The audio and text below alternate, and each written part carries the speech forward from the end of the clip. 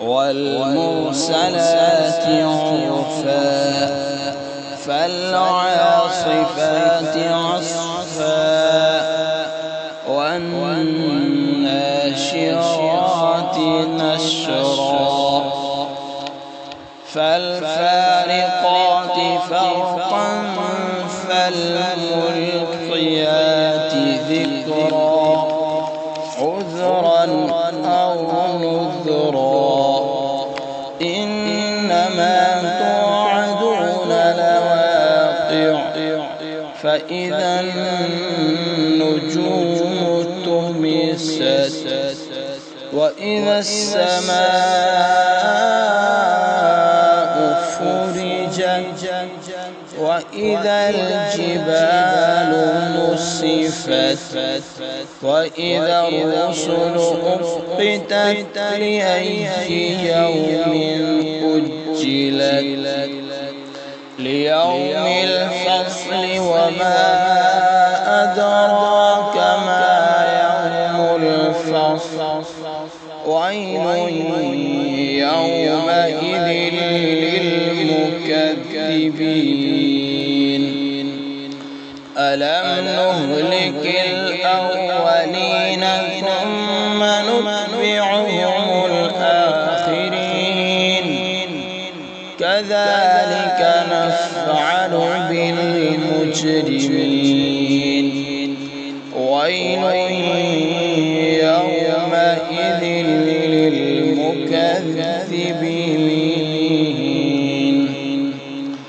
ألم نخلقكم من ماء مهين فجعلناه في قرار مكين إلى قدر معلوم فقدرنا فنعم القادرون ويل يومئذ للمكذبين ألم نجعل الأرض كفاتا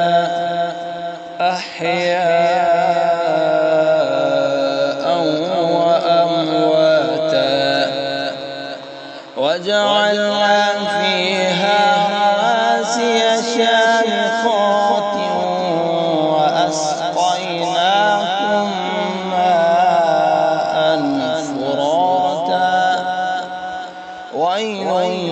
يومئذ للمكذبين انطلقوا إلى ما كنتم به تكذبون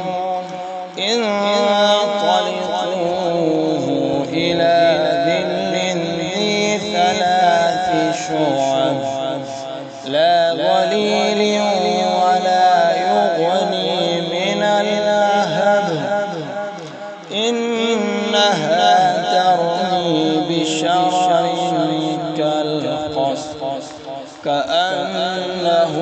جمالة صفر ويل يومئذ للمكذبين هذا يوم لا ينطقون ولا يؤذن لهم فيعتذرون ويل يومئذ للمكذبين هذا يوم الفصل جمعناكم والأولين فإن كان لكم كيد فكيدون ويل يومئذ للمكذبين إن المتقين في ظلال وعيون وفواكه مما يشتهون كلوا واشربوا هنيئا بما كنتم تعملون إنا كذلك نجزي المحسنين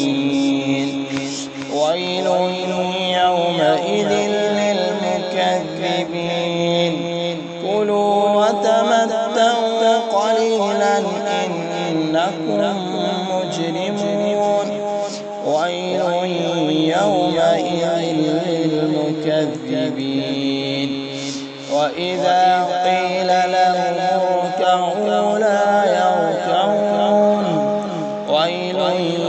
يومئذ للمكذبين فبأي حديث بعده يؤمنون